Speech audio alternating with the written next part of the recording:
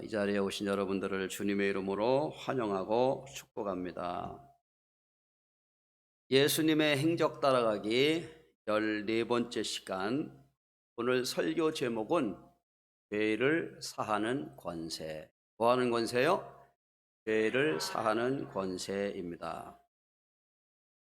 우리 오늘 예수님의 행적 따라가기 14번째 하면서 그동안에 예수님이 어떻게 사역을 하셨는지 계속 보아왔는데, 오늘 이 본문은 예수님의 사역에 중요한 전환점을 가져오는 본문입니다. 예수님께서 나사렛에서 나오셔서 지금 현재 어디 계셔요? 가버나움에 계십니다. 가버나움에서 회당에서도 말씀하시고, 또 바닷가에서도 말씀하시고, 광장에서도 말씀하시고. 그런데 오늘 어느 집에 가서 예수님이 말씀을 전하고 있었습니다. 17절 말씀 한번 보겠습니다. 시작. 하루는 가르치실 때에 갈릴리 각 마을과 유대와 예루살렘에서 온 바리새인과 율법 교사들이 앉았는데 영을 거치는 주의 능력이 예수와 함께 하더라. 예수님께서 지금까지는 베드로의 장모도 고쳐주고 또 왕의 신하의 아들도 고쳐주고 그러한 불치병들을 많이 고치는, 그러다 보니까 소문이 많이 나고 오늘 말씀에 같이 주의 능력이 예수님과 함께 하더라 그랬어요. 여기서 정확하게 이제 어느 집인지는 모르지만 아마도 베드로의 집이 아닌가 그렇게 추정을 하는데, 예수님께서 거기서 이제 말씀을 전하고 있었습니다. 그랬더니 사람들이 여기저기에서 아주 많이 왔어요. 마태복음에 보면은 데가볼리, 또 예루살렘, 유대, 요단강 건너편에서도 사람들이 많이 왔습니다.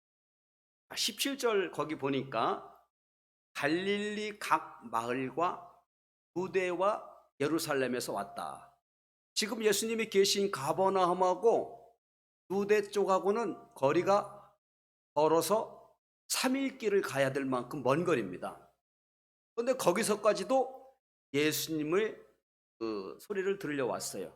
그런데 여기 보면 그 여러 동네에서 많은 사람들이 왔지만 거기에 또 누가 왔냐면 바리새인들과 율법 교사들이 왔어요.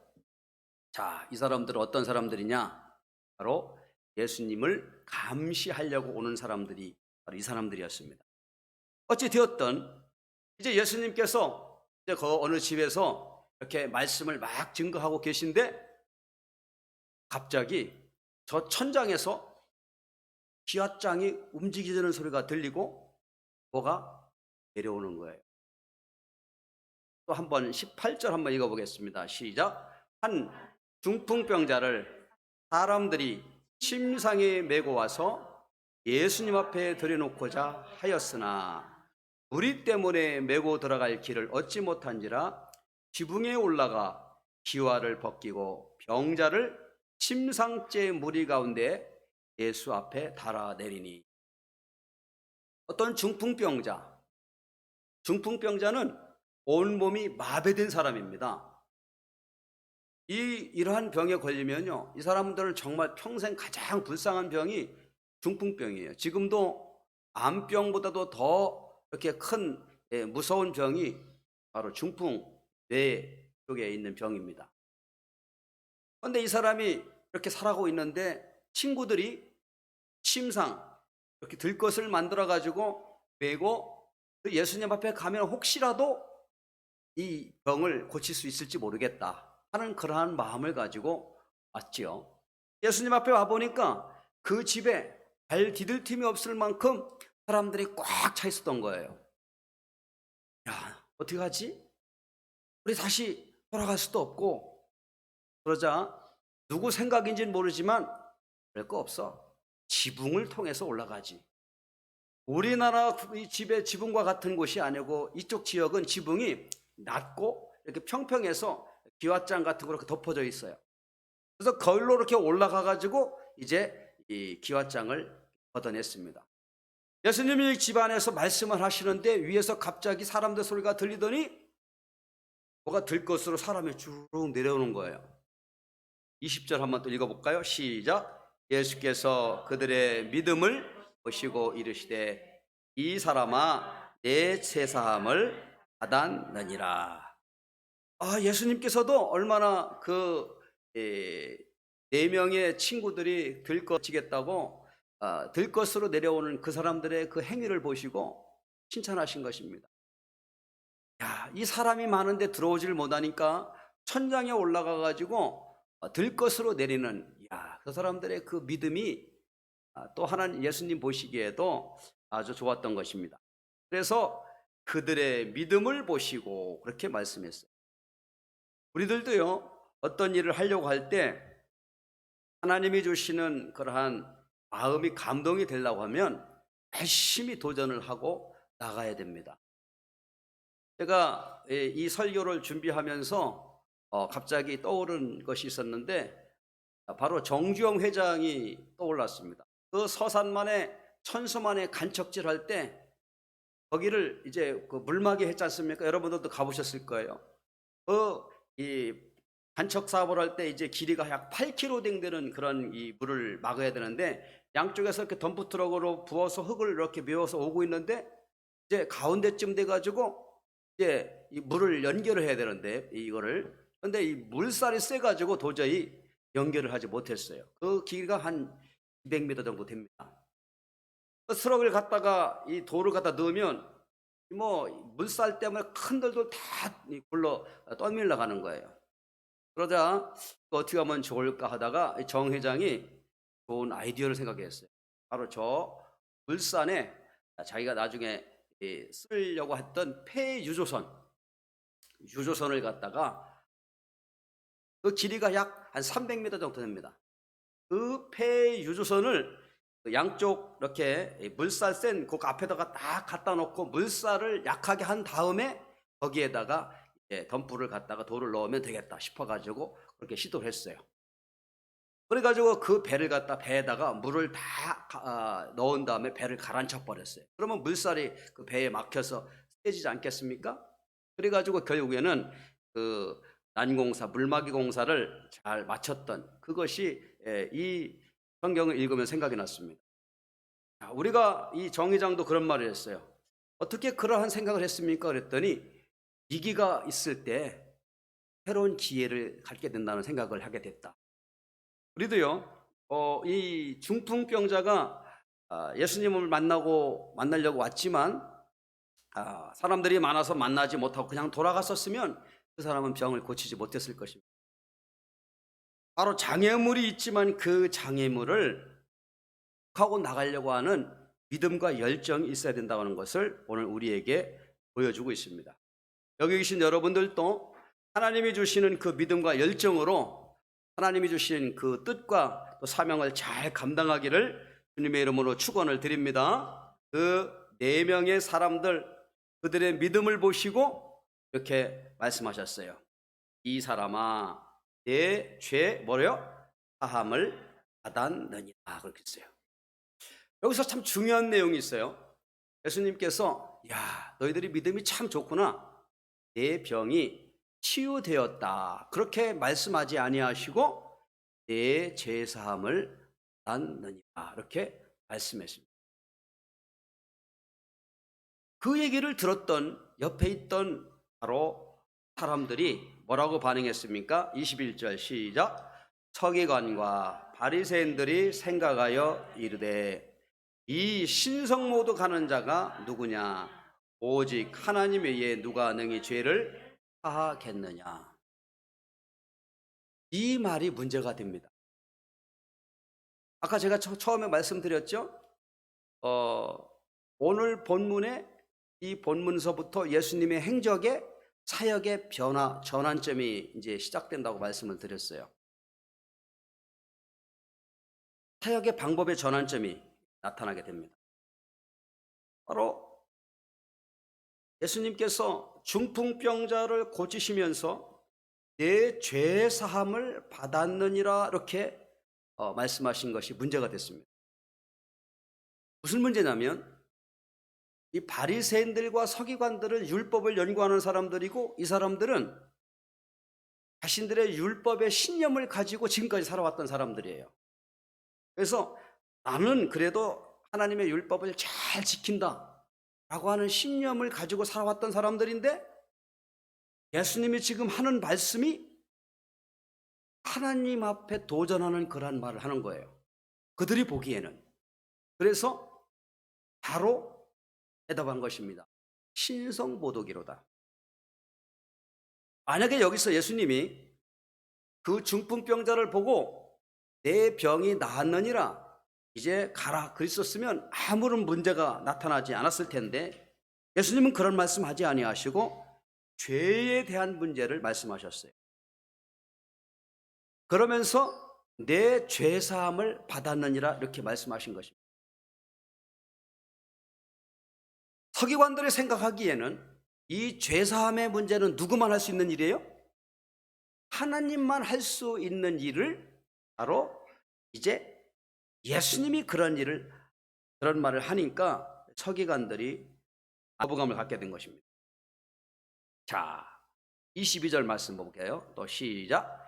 예수께서 그 생각을 아시고 대답하여 이르시되 너는 마음에 무슨 생각을 하느냐. 23절 내 죄사함을 받았느니라 하는 말과 일어나 걸어가라 하는 말이 어느 건이 쉽겠느냐. 잘 보세요. 아주 중요한 말씀입니다. 이 부분이 정말 중요한 말이에요. 서기관들이 예수가 죄사함을 받았느니라 이런 말을 해? 저런 말은 감히 사람이 할 수 있어? 하나님이 할 수 있는 말인데 왜 예수가 저런 말을 해? 병 고쳐 준 거 가지고 문제 삼은 건 아니에요. 그런데 병 고쳐 주고 나서 한 그 말 가지고 문제 삼은 겁니다. 마음에 그런 생각을 한 것을 예수님이 아시고 이렇게 얘기하신 것입니다.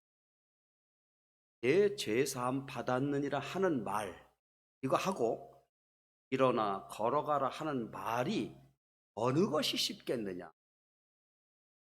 이거 무슨 말입니까? 무슨 뜻이죠? 지금 이 두 가지에게 걸려 있는 거예요. 자, 다시 설명합니다. 중풍병자에게 네 병이 나았느니라. 네가 하고 온 그 들 것을 들고 가거라. 그랬으면 아무 문제가 없어요. 그런데 여기서 예수님은 그 말을 하지 아니하고 무슨 말을 했다고요? 내 죄가 사여졌니라 이런 말을 한 거예요. 그러면서 24절에 이어서 이렇게 말합니다. 인자가 땅에서 죄를 사하는 권세가 있는 줄을 너희로 알게 저도 그렇고 여러분들도 그렇고 지금까지 이 본문의 설교를 많이 들어왔습니다. 그동안의 설교는 어떻게 했습니까? 여러분, 이 중풍병자를 메고 왔던 그 4명의 친구의 믿음을 따라 하십시오. 같이 협력해야 합니다. 아까 제가 말했던 방식대로 장애물이 있어도 돌아가지 말고 적극적으로 기아장을 뜯어서 내려가는 열정이 있어야 됩니다. 이런 패턴의 설교였어요. 대부분. 그런데 사실 따져보면 그 내용이 아니에요. 지금 이것은. 그 내용 하려고 이 본문이 쓰여진 게 아닙니다. 이 본문의 가장 중요한 핵심은 죄사하는 이야기의 포인트, 방점이 찍혀 있어요. 우리가 지금 예수님의 행적 따라하게 하고 있는데 지금까지 예수님은 죄의 문제에 대해서 별로 언급한 게 없어요. 맞습니까? 그런데 오늘부터 중풍병자 이 사건을 통해서부터 예수님은 계속 죄의 문제에 대해서 포인트를 맞춰서 사역을 해나갑니다. 그동안 예수님은 아픈 자를 고쳐주시고 물로 포도주를 만드시는 이러한 쪽에 사역을 했다가 이 사건부터는 중점적으로 예수님의 복음의 핵심 사역으로 들어가는 거예요. 다시 설명하겠습니다. 20절 다시 한번 자세히 보세요. 예수께서 그들의 믿음을 보시고 이르시되 이 사람아 내 죄가 사함을 받았느니라 그랬어요. 내 죄가 사하여졌다라고 한 것이 아니고 내 죄가 사함을 뭐 했다고? 받았느니라. 잘 보세요. 죄 사하는 것을, 죄가 사해지려면 하나님 앞에 뭐가 필요합니까? 재물이 필요해요. 재물이 없이 죄를 사함받는 건 없습니다. 맞죠? 구약에서도 지금 이때도 예수님이 성전에 가가지고 막 이 소와 양을 이 막 흩으신 것도 제물을 바치려고 했던 거기 때문에 그런 거잖아요. 그런데 죄가 사함 받으려면 반드시 제물이 있어야 돼요. 근데 여기서 중풍병자를 치유해 주시면서 말씀하시기를 내 죄 사함을 받았느냐 이 말씀하셨어요. 이 말의 의미가 뭐냐면 중풍병자야, 너 병 고침 받았는데 내 죄 사함, 다시 말하면 내 죄사함을 받는데 그 제물이 나야, 이 얘기를 하는 것입니다. 이 얘기를 바로 여기에서 하고 있는 것입니다. 그런데 이 바리새인들과 서기관들은 이 말 뜻을 못 알아들어요. 어떻게 예수가 하나님의 자리에 서가지고 자기가 죄를 사하겠다고 이런 아주 참남된 말을 하지? 신성모독이야, 이렇게 얘기를 하는 것입니다. 그러면서 이제 23절에서 그렇게 말씀하시는 거예요. 죄를 사함 받았다라고 하는 그 말하고 일어나 걸어가라는 그 말이 뭐가 더 쉽겠느냐. 여기서 중풍병자를 이 사건을 통하여 우리에게 주고자 하는 메시지는 뭡니까? 바로 죄의 문제가 우리 인간의 가장 중요한 것이 죄의 문제라는 거예요. 자, 저를 보세요. 여기서 중풍병자는 사실 누굴 말하냐면 바로 유대인을 얘기하고 있어요. 중풍병자의 특징은 뭐냐면 마비된 상황이 중풍병자예요. 뭐가 마비됐어요? 유대인들은 율법으로 자신들의 규례와 모든 정신세계가 마비되어 있어요. 그렇기 때문에 예수님이 천국의 복음의 말씀을 증거해도 이게 다 마비되어 있기 때문에 못 알아들어요. 바로 이 중풍병자는 우리 자신을 말하고 있는 것입니다. 저기에 있는 그 사람이 아니고 니네들이 바로 중풍병자야. 그러면서 죄를 사하는 권세가 있는 줄로 알게 하느니라. 이것을 알게 하기 위하여 지금 이것이 있다라고 하는 것입니다. 그러면 우리가 한번 더 생각해 보겠어요. 지금까지 인류 역사에서 우리는 대부분 건강을 찾아 건강 문제를 해결하려고 하는 사람들이 많았어요. 그렇죠? 건강 문제. 인간의 행복을 추구하려고 거기에 노력하고 책도 쓰고 한 사람들이 많았어요. 그리고 또 우리 인간이 가지고 있는 많은 이러한 명예, 권력 이런 것을 가지고 도전하려고 또 나갔던 사람들이 많았어요. 문명을 바꿔보려고 이렇게 도전했던 위대한 인물들이 많았습니다. 그런데 죄의 문제만큼은 누구도 지금까지 말을 꺼낸 사람이 없었어요. 예수님 말고는. 여러분 생각나는 사람 있습니까? 예수님 전에도 수많은 위대한 위인들이 많이 있었습니다. 그런데 예수님 말고는 인간이 가지고 있는 이 죄의 문제에 대해서 거론한 사람이 없었습니다. 중풍병자 이 이야기를 통해서 바로 모든 인간은 영적으로 마비되어 있는 상태에 있는데 바로 죄의 문제가 있다라고 하는 것을 설명하는 거예요.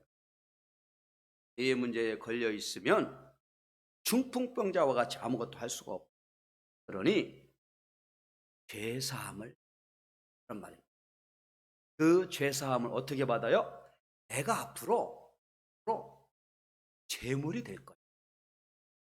무슨 소리 느낌이 옵니까? 느낌이 와요? 중풍병자에게 죄사함을 받아라, 받았느니라 하는 말은 내가 앞으로 제물이 될 건데 너 대신 내가 제물이 될 거야. 그래서 너는 죄사함을 받은 거야. 고침 받은 거야. 이렇게 이야기하는 것입니다. 이제부터는 내 고통을 내가 대신 감당한다. 이제 너는 평안히 가라.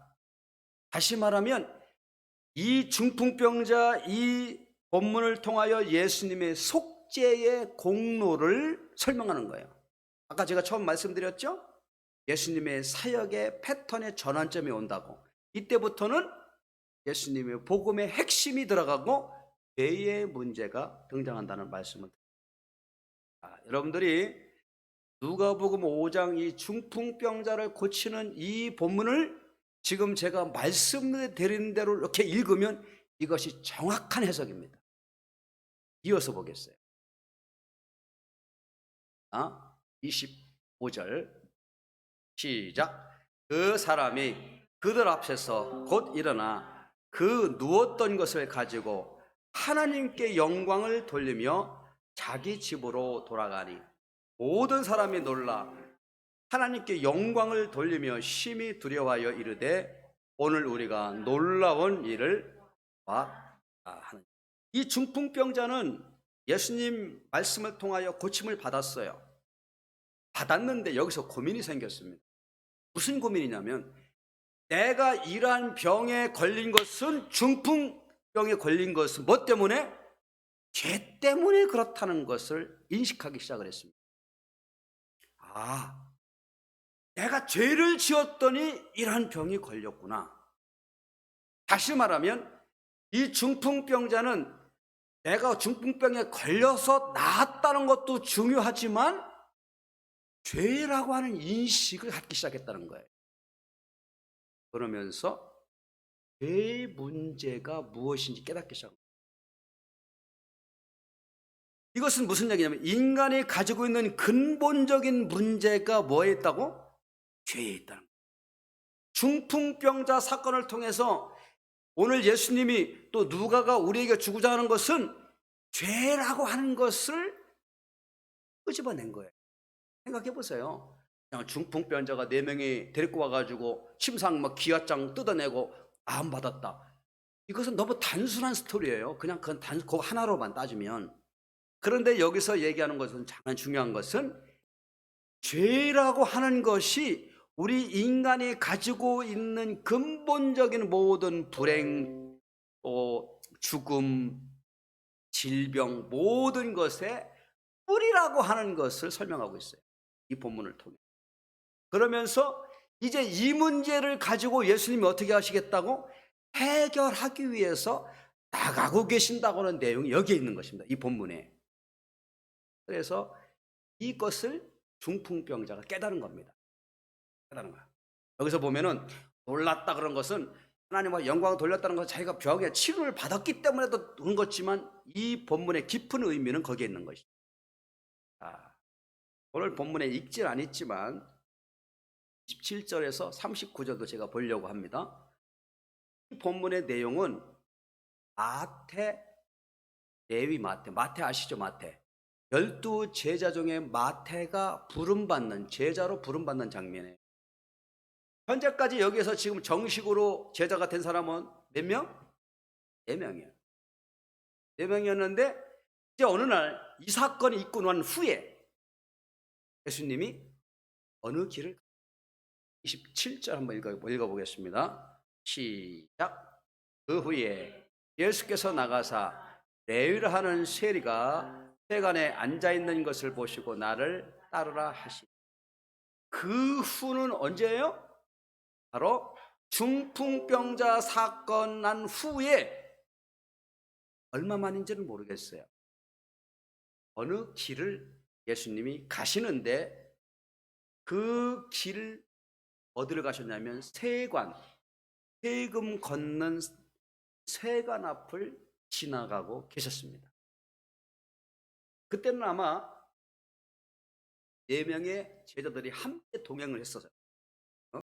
이 사람들과 같이 가는데 예수님이 저 세관에 앉아있는 레위 마태를 보시고 가셔서 나를 따르라 이렇게 얘기했어요. 그렇게 이거 시작이 됩니다. 그랬더니 28절 또 읽어봅시다. 시작. 그가 모든 것을 버리고 일어나 따르니라. 마태도 어느 정도 예수님에 대한 소문을 들어서 알고 있었습니다. 그런데 마침 예수님이 지나가시다가 자기 집에 와서 자기가 일하는 곳에 와서 나를 따르라 하니까 모든 것을 버리고 따랐다, 이렇게 간단하게 설명하고 있어요.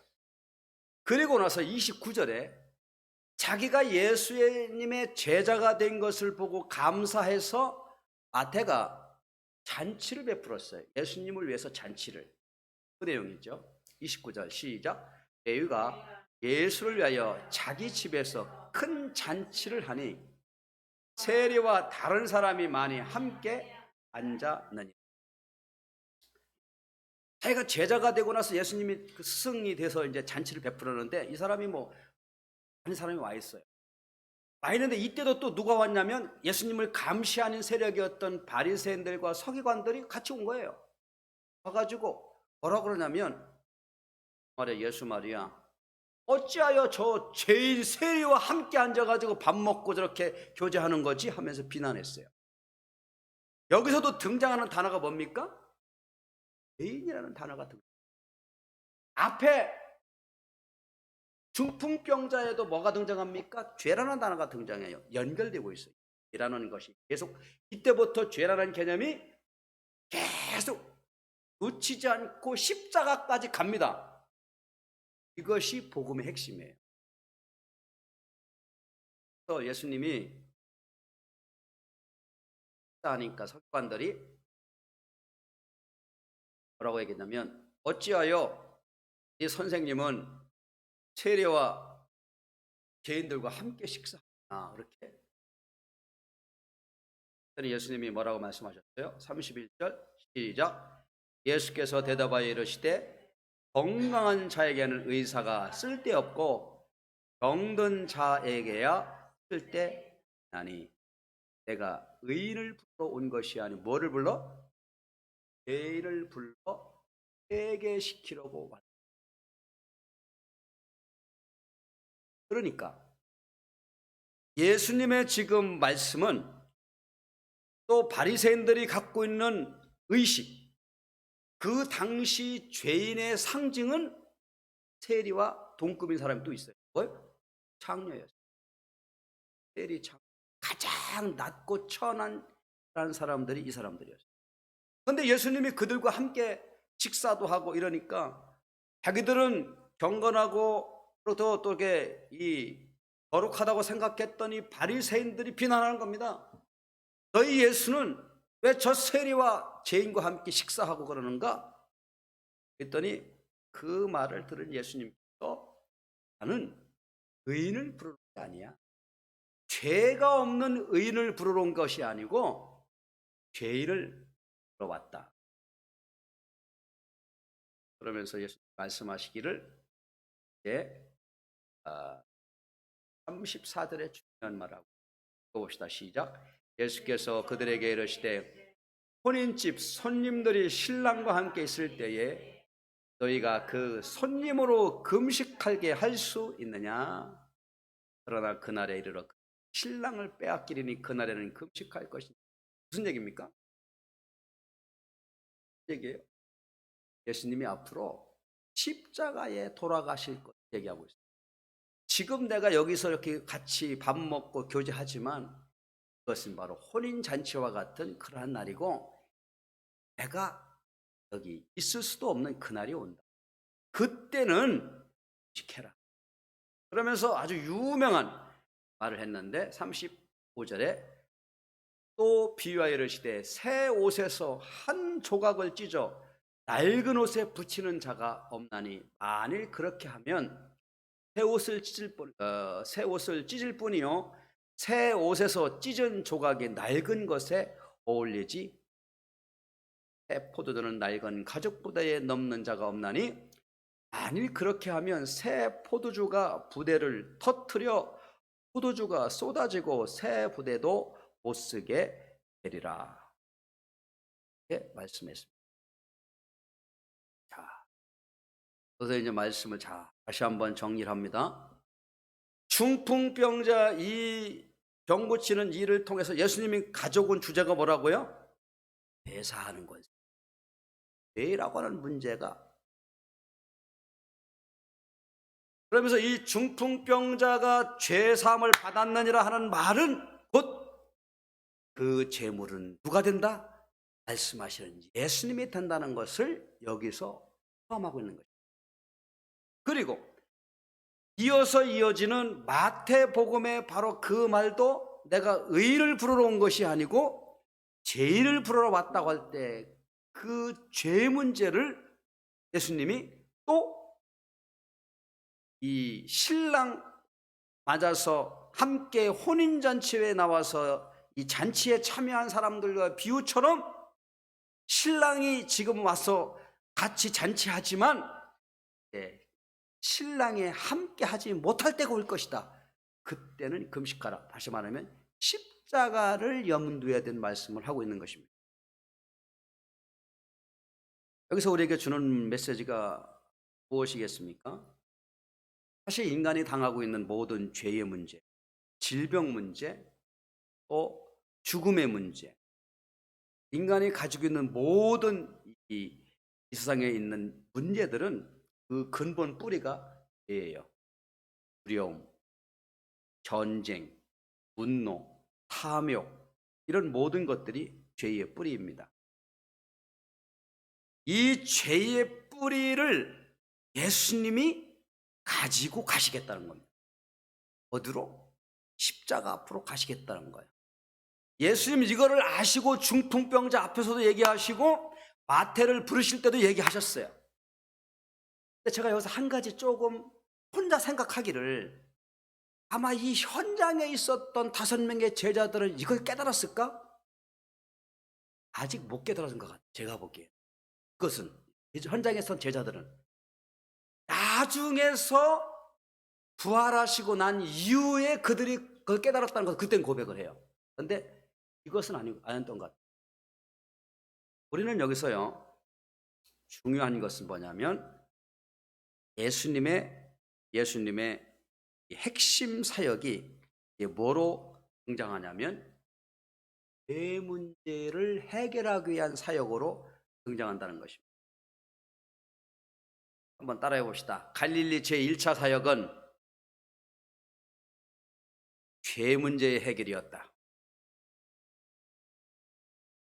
이걸 예수님 따라가기, 행적 따라가기 상당히 중요해요.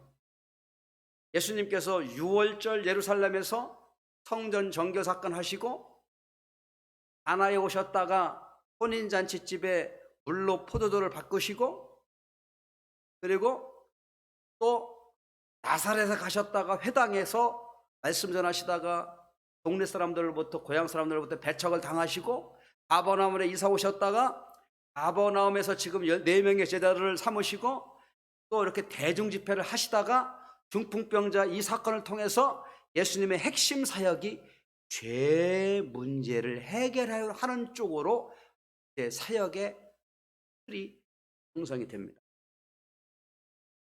그래서 예수님은 이때부터 무슨 갈등이 있냐면, 예수님이 죄의 문제를 드러내면 낼수록 유대와 예루살렘에서 온 세력들은 더 적극적으로 예수님을 공격합니다. 이 싸움이 시작되는 거예요. 싸움이. 그래서 오늘 우리는 이 본문을 읽으면서 영혼이 깨지고 울고 있는 우리의 삶, 갈 곳을 찾지 못하고 방황하는 우리의 영혼들을 바로 예수님 앞으로 나아가는 죄의 문제가 해결되지 않고는 해결할 수 없다는 사실을 알게 됩니다. 앞으로요, 모든 것이 오늘이 예루살렘 따라가기 행적 따라가기 14번째잖아요. 앞으로 계속 이어질 텐데 그때부터 계속 걸고 가는 것이 죄 문제예요. 모든 내용들을 얘기하는데 우리 인간이 가지고 있는 가장 해결해야 될 절대적인 이 죄의 문제가 오늘 이 중풍병자를 고치는 일에서 마태를 제자로 삼는 과정에서 나왔는데, 여러분들이요, 이 누가복음 이런 본문을 읽을 때 이 문제를 늘 관심을 갖고 보시면 예수님의 사역의 핵심이 무엇인지를 자세히 볼 수가 있고 거기에 이어지는 하나님의 사역들이 놀랍게 이루어지는 것을 자, 우리 찬송가